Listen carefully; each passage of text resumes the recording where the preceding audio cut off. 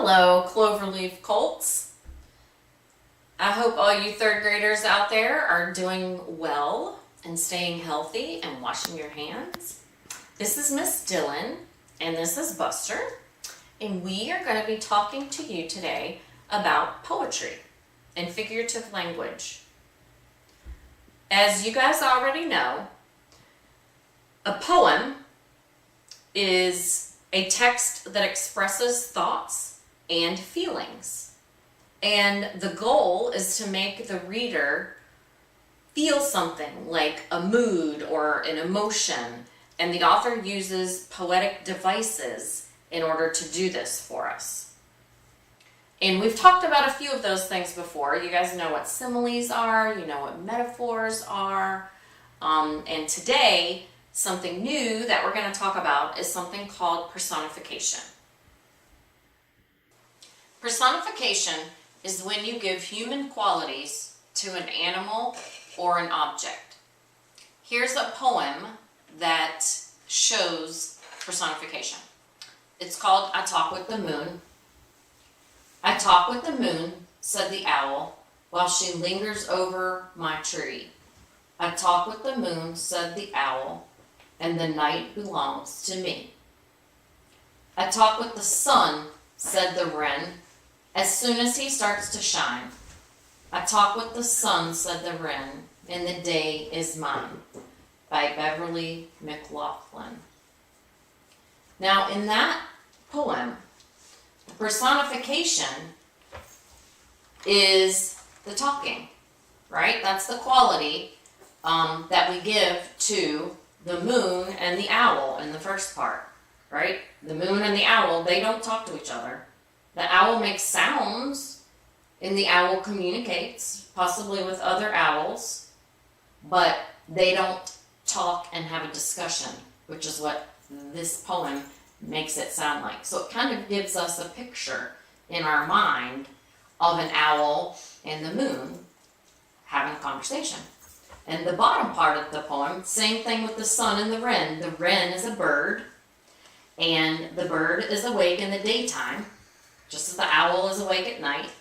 And so the wren and the sun talk to each other, but they don't really talk to each other. That's another example of personification.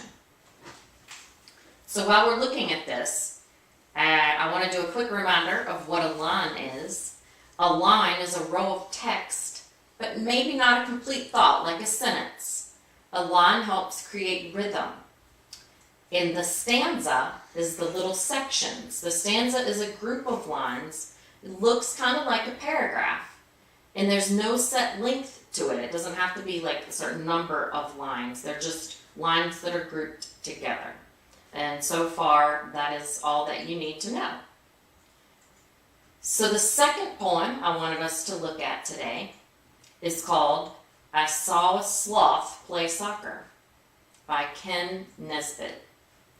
I saw a sloth play soccer with a tortoise and a snail.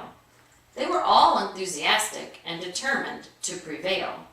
They were positively passionate and truly in the groove, and by watching very closely, I could almost see them move.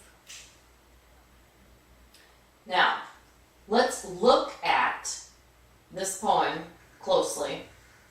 How many stanzas does the poem have? I hope that you said 2. How many lines does it have? Well, let's count them. 1, 2, 3, 4, 5, 6, 7, 8. Good job. What does a sloth, a tortoise, and a snail have in common? Use evidence from the poem. Well, according to the poem, they were all playing soccer, right? They were all enthusiastic. They were all determined to prevail. They were all passionate and in the groove. What's something else that they all have in common? They're all slow. Look at line 4. What do you think prevail means? Prevail means Let's see, determined to prevail. Okay, so if you're playing the game of soccer, what do you want to do? You want to win, right? So prevail must mean to win. Look at line 3. What is a synonym for enthusiastic? They were all enthusiastic and determined to prevail. Well, I'm thinking they're all playing soccer, they're outside, they're together, they're playing a game that they like. So I'm thinking enthusiastic probably means excited or having fun. And the last question I have for you is, why did the author have to look closely?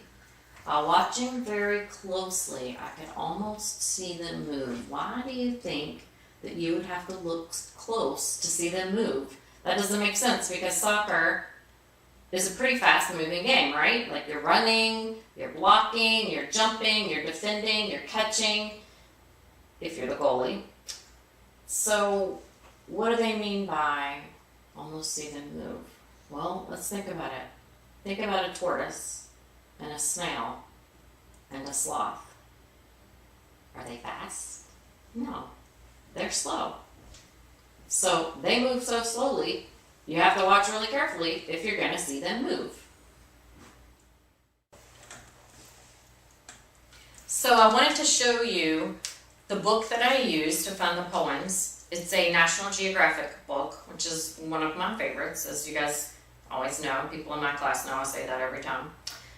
This is called the Book of Animal Poetry, and it's edited by J. Patrick Lewis, U.S. Children's Poet Laureate. So if you like animals or if you like poetry, the photography in here is stunning. So if you enjoy those things, you'll really like this. So I would like for you to get a piece of paper and a pencil, and for your activity, I'm going to ask you a couple of questions. And all you have to do is write yes or no. Okay? So go ahead and get your pencil and your paper ready. And you're going to write A, and all you have to do is write yes or no. We sat on a blanket and watched the sunset. Is that personification? Yes or no? B, every morning my alarm clock springs to life and yells at me. Personification? Write yes or no. C, the tornado ran through the field without a care. Personification? Yes or no. D, the butterfly flew around the tree and back to the flower. Personification? Yes or no. E, we arrived at the city that never sleeps. Personification? Yes or no? F, the black cow grazed on grass in the field. Is that personification? Write yes or write no. During the spring, the flowers sprout from seeds. Personification. Yes or no? That's letter G.